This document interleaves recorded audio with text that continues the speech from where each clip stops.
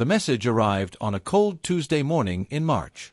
Captain Derek Stone stood in the briefing room at Earth's military headquarters, watching the holographic display flicker to life. The alien symbols translated themselves into English, and the words made his stomach tighten. The Zalcarian Empire wanted peace. After 30 years of tension, threats, and border skirmishes, they were offering humanity a treaty. Admiral Patricia Wells paced behind him, her boots clicking against the metal floor. She had seen too many battles to trust this sudden change of heart. The Zalcarians were ruthless, calculating, and they never did anything without a reason. Ambassador Henry Curtis sat at the long table, reading through the proposal with careful eyes. He wanted to believe in diplomacy, in the possibility that words could end what weapons had started. "It could be legitimate," Curtis said, though his voice carried doubt. "They've lost 3 colony worlds to the Draxian plague. Their economy is struggling. Maybe they genuinely need peace. Or maybe they need us to lower our guard," Wells replied. She pulled up a star chart, showing the proposed meeting location. Nexus 7, a Zalcarian border station deep in neutral space. Far from Earth. Far from help. "This location bothers me. Why not meet halfway? Why their territory?" Stone studied the map. His ship, the ESS Valiant, was being prepared for the escort mission. He had commanded her for 5 years, through raids and rescues, and he trusted his crew with his life. But something about this situation felt wrong. The Zalcarians were predators. They respected strength and exploited weakness. This invitation seemed too convenient. Lieutenant Amy Parker entered the room, carrying a datapad. She was young but sharp, one of the best tactical officers in the fleet. "Sir, intelligence just sent this over. We've been tracking Zalcarian fleet movements for the past month." She displayed the information on the main screen. "They've been consolidating forces near the neutral zone. More ships than we've ever seen in one place." Wells leaned forward, her eyes narrowing. "How many?" "At least 40 warships, maybe more. They're using some kind of signal dampening, so our long-range sensors can't get exact numbers." The room fell silent. Curtis set down his tablet and looked at the Admiral. This could still be defensive positioning. If they're serious about peace, they'd want protection too. "Or it's an ambush," Stone said quietly. He had learned to trust his instincts. "They invite our delegation, we show up with a diplomatic ship and minimal escort, and suddenly we're surrounded." Wells nodded. "That's exactly what I'm thinking. But the Earth Council has already approved the mission. They want this treaty. The public is tired of war, and politicians need a win." She turned to Stone. "Derek, you'll take the Valiant and escort Ambassador Curtis to Nexus 7. But I'm authorizing special preparations." "What kind of preparations?" Curtis asked. "The kind that might save your life," Wells said. She pulled up a classified file. 3 months ago, we installed experimental weapons on the Valiant. Railguns with twice the range of anything the Zalcarians have. Shield generators that can take a beating. And a few other surprises that don't officially exist. Stone felt a grim satisfaction. "You were planning for this." "I'm always planning for the worst," Wells said. "Hope for peace, prepare for war. That's kept humanity alive this long." She looked at Curtis. "Ambassador, you'll do your job. Negotiate, smile, sign whatever needs signing. But Captain Stone will be ready to get you out if things go bad." Curtis stood up slowly. "And if it's not a trap? If they really want peace and we come in armed and paranoid?" "Then we'll have peace," Wells said. "But we'll have it on our terms, with our people alive." 2 days later, the Valiant launched from Earth's orbital dock. Dr. Kenneth Shaw, a xenolinguist who had studied Zalcarian culture for 15 years, joined the crew.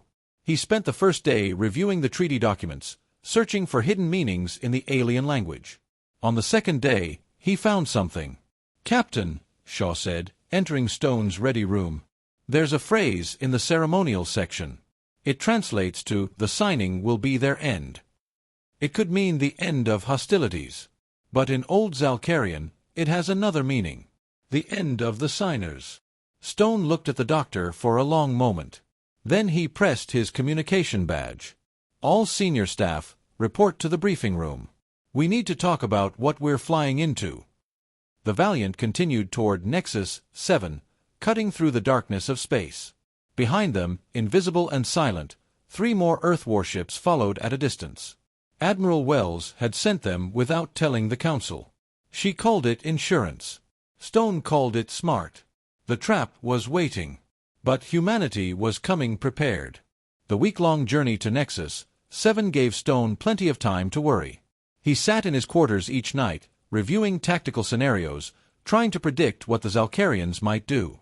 Commander Lisa Grant, his first officer, shared his concerns. She had fought the Zalcarians before and knew how they thought. They were not a species that forgave or forgot. "We should turn back," Grant said during one of their private meetings. "Every instinct I have is screaming that this is wrong." Stone agreed, but orders were orders. The ambassador believes in this. The Council wants it. We keep going, but we stay ready. On the 3rd day, Lieutenant Parker detected something unusual. She called Stone to the bridge, her face tense. "Captain, I'm picking up energy signatures around Nexus 7. They're faint, almost invisible, but they're there." "Cloaked ships?" Stone asked. "That would be my guess. At least a dozen, maybe more. They're maintaining position in a sphere around the station." Parker pulled up the readings. "Sir, this looks like an ambush formation." Stone studied the display. If those were Zalcarian warships, and if they decloaked at the right moment, the Valiant would be surrounded with nowhere to run. He made a decision. "Send a coded message to Admiral Wells. Tell her what we found. And double-check our weapons systems. I want everything ready to fire at a moment's notice." Chief Engineer Paul Bennett had been working around the clock on the experimental weapons. He was a broad-shouldered man with grease-stained hands and a gift for making impossible technology work. When Stone visited engineering, Bennett showed him what the Valiant could do. "These railguns will punch through Zalcarian shields like paper," Bennett explained, patting one of the massive cannons. "And we've got something else. Electromagnetic pulse missiles. One hit will shut down their targeting systems for about 90 seconds. Not much, but enough to give us an edge." "Can we take on a dozen ships?" Stone asked. Bennett shrugged. "Depends on how good their crews are. And how lucky we get." Dr. Shaw spent his days analyzing every word of the treaty, looking for more hidden meanings. He found several troubling passages. The Zalcarian language was complex, with words that changed meaning based on context. What appeared to be promises of cooperation could also be read as statements of dominance. What looked like peace terms could be demands for surrender. "They're playing word games," Shaw told Ambassador Curtis. "Everything in this treaty has double meanings. They can interpret it however they want." Curtis listened but remained optimistic. "Then we'll make sure our interpretation is clear. We'll add clarifications, insist on specific language. That's what negotiation is for, Doctor." Shaw wanted to believe him. But he had studied the Zalcarians too long. They did not negotiate as equals. They saw other species as either subjects or enemies. There was no middle ground. On the 5th day, the Valiant crossed into the neutral zone. The stars looked different here, colder somehow. Stone ordered increased patrols and cut sleep shifts in half. Everyone stayed on alert. The tension on the ship was thick enough to cut. That night, Stone called a secret meeting in the cargo bay. Only his senior staff attended. Grant, Parker, Bennett, and Lieutenant Jacob Morris, the Marine commander. Stone told them what he suspected, what he feared, and what he planned to do about it. "If this goes bad, we'll have seconds to react," Stone said. "Jacob, your Marines need to protect the ambassador and get him back to the ship. Lisa, you'll have the bridge. Amy, target their command ships first. Paul, I need those weapons hot and ready." "What about the other ships Wells sent?" Grant asked. "When do they decloak?" "Only if we absolutely need them," Stone said. "That's our ace in the hole. The Zalcarians don't know they're there. Let's keep it that way as long as possible." On the 6th day, Nexus 7 appeared on their view screen. It was a massive station, shaped like a flower with 6 petals extending from a central hub. Lights glowed along its surface, and dozens of smaller ships moved around it like insects. It should have been beautiful. Instead, it felt like a predator's open mouth. The Zalcarian greeting came over the communication channel. High Chancellor Vex Nar himself appeared on the screen, his reptilian features arranged in what might have been a smile. His scales were deep purple, and his eyes were yellow with vertical pupils. "Welcome, humans," Vex Nar said in surprisingly good English. "We are honored by your presence. The treaty ceremony will begin tomorrow. Tonight, we invite you to dock and enjoy our hospitality." Ambassador Curtis stood beside Stone on the bridge. "Thank you, Chancellor. We look forward to a new era of peace between our peoples." After the transmission ended, Curtis turned to Stone. "See, they're being cordial. Maybe we were wrong to be so suspicious." Stone said nothing, but he watched the screen where Nexus 7 waited. And he noticed something. The Zalcarian honor guard that had assembled to greet them was not dressed in ceremonial robes. They wore combat armor. Light armor, easy to move in, but armor nonetheless. He pressed his communication badge. "All hands, this is the captain. Battle stations. I repeat, battle stations. This is not a drill." Curtis looked at him in shock. "Captain, what are you doing? You'll insult them." "Better insulted than dead, Ambassador," Stone replied. He kept his eyes on the screen as the Valiant moved into docking position. Better insulted than dead. The trap was set. Tomorrow, it would spring. But tonight, Derek Stone made sure his ship and crew were ready to fight their way out of hell itself. The conference chamber was enormous, built to intimidate. High ceilings stretched 30 feet above, covered in Zalcarian artwork depicting their military victories. Ambassador Curtis walked beside Captain Stone, trying to maintain diplomatic composure. Behind them, Lieutenant Jacob Morris and Sergeant Nicole Hughes led a security detail of 12 Marines.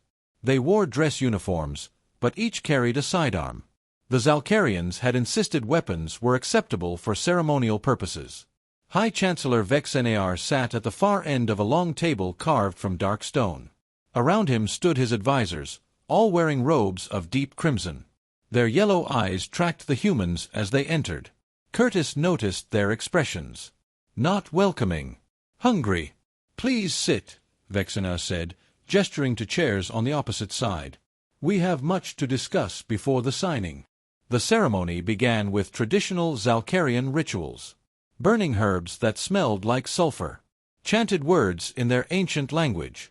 Curtis played along, responding with the appropriate human customs. Stone stood behind the ambassador, his hand never far from his weapon. Something felt wrong. The air itself seemed charged with anticipation. Aboard the Valiant, Lieutenant Parker watched her sensor display with growing alarm. The energy signatures around the station were increasing. Whatever was cloaked out there was powering up weapons. She opened a channel to the captain's earpiece, a tiny device hidden beneath his collar. "Sir, we have multiple contacts decloaking. 53 warships and counting. We're surrounded." Stone heard the words but kept his face neutral. He tapped his badge twice, a prearranged signal. Aboard the Valiant, Commander Grant immediately brought all systems online.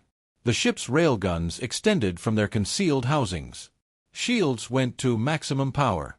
In the conference chamber, Vex Nar was speaking about the importance of peace. His words were beautiful, carefully chosen. Curtis listened, hopeful despite everything. Then, in the middle of a sentence about cooperation, Vex Nar made a small gesture with his left hand. The chamber doors slammed shut. Heavy blast doors, reinforced steel. The sound echoed like a prison cell locking. Curtis stood up quickly, and the Zalcarian honor guard revealed their true nature. They drew weapons, advanced combat rifles that had been hidden beneath their robes.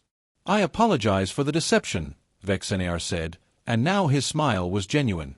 "But your species has become too dangerous. Today, we will present Earth with a choice.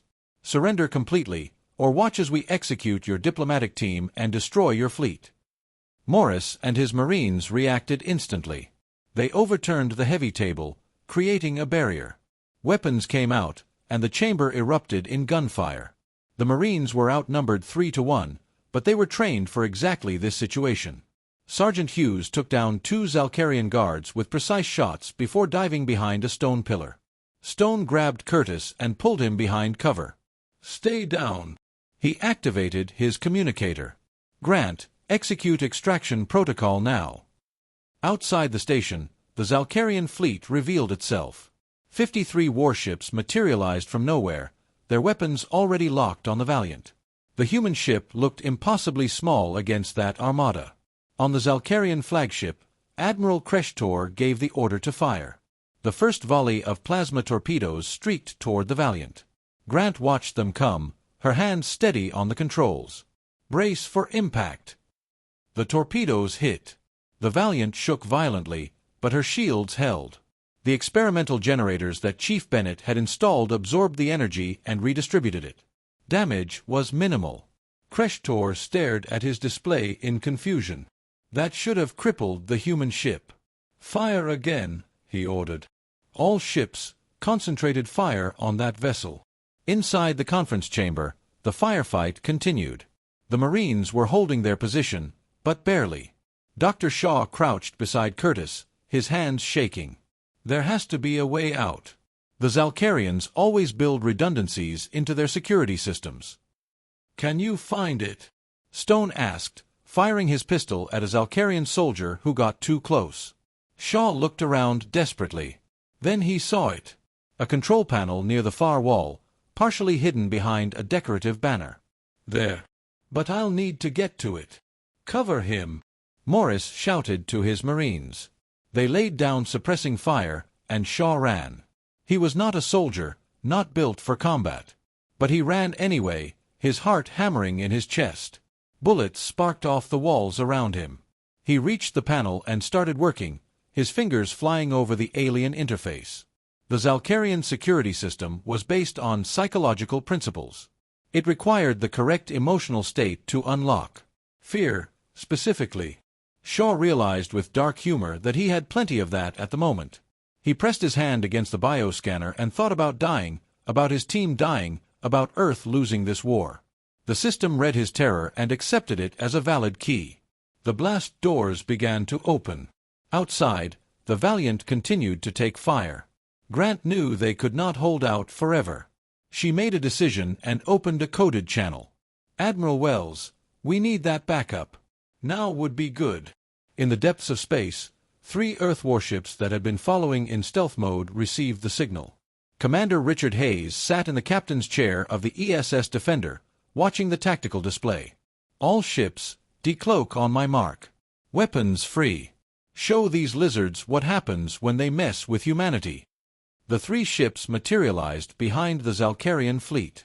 Their railguns fired immediately, catching the aliens completely off guard. The ESS Defender's first shot punched through a Zalcarian cruiser's engines, crippling it instantly. The ESS Guardian and ESS Sentinel spread out, targeting command ships with devastating accuracy. The ambush had become a battle, and humanity was fighting back. Admiral Kreshtor watched his perfect trap fall apart. Humans were not supposed to have backup. They were supposed to be alone, vulnerable, easy to crush. "How did they know?" he demanded. On the Valiant, Lieutenant Samantha Brooks fired the experimental EMP missiles. They streaked across space and detonated among the Zalcarian fleet. Electromagnetic pulses cascaded through ship after ship, shutting down targeting systems and leaving them blind. In the conference chamber, the blast doors fully opened. "Go!" Morris shouted. The Marines provided covering fire as Curtis and Shaw ran for the exit. Stone was the last to leave, firing until his pistol ran dry. They sprinted through the corridors of Nexus 7, Zalcarian soldiers pursuing them. The trap had sprung. But humanity had teeth. The corridors of Nexus 7 became a war zone. Stone and his team ran through the twisting passages, their boots pounding against metal floors. Behind them, Zalcarian soldiers fired plasma rifles, the shots scorching the walls. Sergeant Hughes stopped at an intersection and set up a defensive position, her rifle speaking in controlled bursts. 3 aliens fell before the others took cover. "Keep moving," she shouted. "I'll catch up." Stone wanted to argue, but Morris grabbed his arm. "She knows what she's doing, sir. We need to get the ambassador out.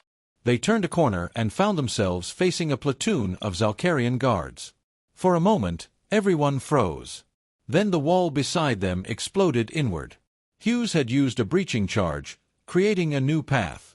This way. Outside the station, the space battle raged. Commander Hayes pushed the defender hard, his ship weaving through Zalkarian fire like a dancer. The experimental railguns proved their worth, each shot devastating enemy shields. But 53 ships against 4 was still terrible odds. We can't win this straight fight, Hayes said to his first officer. We need to change the game. Vice Admiral George Palmer had been waiting for this moment. His rapid response fleet, 12 warships strong, had been holding position just beyond sensor range. When the coded signal came through, he smiled grimly. All ships, jump to combat coordinates. Let's go save our people. Space tore open as 12 Earth warships emerged from faster-than-light travel. They appeared in perfect formation, surrounding the Zalkarian fleet from the opposite side. Palmer's flagship, the ESS Thunderbolt, opened fire immediately. The odds had shifted from impossible to merely desperate. Admiral Kreshtor realized he was now caught between two human forces. His trap had become his prison. All ships, defensive formation. Focus fire on the new arrivals. But the Zalkarian fleet was in disarray. Half their ships still had disabled targeting systems from the EMP missiles. Others were burning from railgun hits. Kreshtor had planned for a quick execution, not a real battle. His crews were not ready for this level of combat. Lieutenant Brooks aboard the Valiant saw the opening. Captain Grant, the flagship's shields are fluctuating. If we hit them now, we can cripple their command structure. Grant did not hesitate. Fire everything we have at that ship. The Valiant's railguns unleashed a devastating salvo. The shells crossed the distance in seconds and slammed into the Zalkarian flagship. The first shot collapsed the shields. The second and third tore through the hull, ripping into the command deck. Kreshtor died without knowing what hit him. His ship began to drift, fires burning across its surface. Inside Nexus 7, Stone's team reached a docking bay. Their shuttle was there, guarded by 2 Marines who had held the position against overwhelming odds. But between them and the shuttle stood 30 Zalkarian soldiers, weapons raised. "Surrender," the Zalkarian commander said. "You cannot win." Stone looked at Ambassador Curtis, who despite everything, still believed in words over weapons. Curtis stepped forward, unarmed and vulnerable. "We came here for peace. You chose war. But it doesn't have to end like this. Order your soldiers to stand down, and we'll do the same." The Zalkarian commander laughed. "You are in no position to negotiate, human." "Actually," a new voice said, "they are." Sergeant Hughes emerged from a side corridor with the rest of the Marine squad. They had circled around and now had the Zalkarians caught in a crossfire. Morris and his team raised their weapons from the other side. The aliens were surrounded. "Your move," Stone said quietly. The Zalkarian commander looked around, calculating odds. Then he lowered his weapon. His soldiers followed suit. They were warriors, but they were not suicidal. The shuttle lifted off from Nexus 7-10 minutes later, racing back toward the Valiant. Stone sat beside Curtis, both of them exhausted. Through the viewport they could see the space battle. The Zalkarian fleet was breaking apart, ships retreating in all directions. The human fleet pursued them, but not aggressively. They had proven their point. Captain Hayes opened a channel to all ships. "Cease fire. Let them run. We came for our people, and we got them." On the bridge of the Valiant, Commander Grant watched the shuttle dock. When Stone stepped off with Curtis and the Marines, she allowed herself a smile. "Permission to get us the hell out of here, sir?" "Granted," Stone said. "But first, open a channel to the station. I want to talk to Vexenear." The High Chancellor appeared on screen. His purple scales had lost their luster. He looked old and defeated. "You have won, Captain. What more do you want?" "I want you to understand something," Stone said. "We came here hoping for peace. We prepared for war because we're not fools. You tried to trap us, and it failed. But here's what happens next. You can keep fighting, and we'll destroy every ship you send. Or you can choose real peace. Actual negotiation between equals. Equals. Vexenar spat the word. You are primitives who stumbled into space barely a century ago. Primitives who just kicked your advanced fleet all over this system, Stone replied. Primitives who saw through your trap and came prepared. Primitives who are willing to talk, but only if you drop the superiority complex. Vexenar stared at him for a long moment. Then the transmission cut out. Admiral Palmer contacted Stone directly. Captain, that was quite a speech. Think it will work? Honestly, sir, I have no idea. But we had to try. The human fleet formed up around the Valiant and began the journey back to Earth. Behind them, Nexus 7 grew smaller, a failed trap floating in the darkness. Aboard the station, Vexenar sat alone in his chamber, considering what had happened. His perfect plan had collapsed because he had underestimated humanity. He had assumed they would be trusting, naive, easy to manipulate. Instead, they had been cautious, prepared, and devastatingly effective. A message came through from the Zalcarian homeworld. The Council wanted answers. They wanted to know how such a simple operation had failed so spectacularly. Vexenar had no good answers to give them. But in another part of the station, Counselor Narration watched the human fleet depart and felt something unexpected. Hope. She had opposed this trap from the beginning, arguing for genuine diplomacy. She had been outvoted, dismissed as weak. Now, perhaps, people would listen to her. Perhaps there was still a chance for real peace.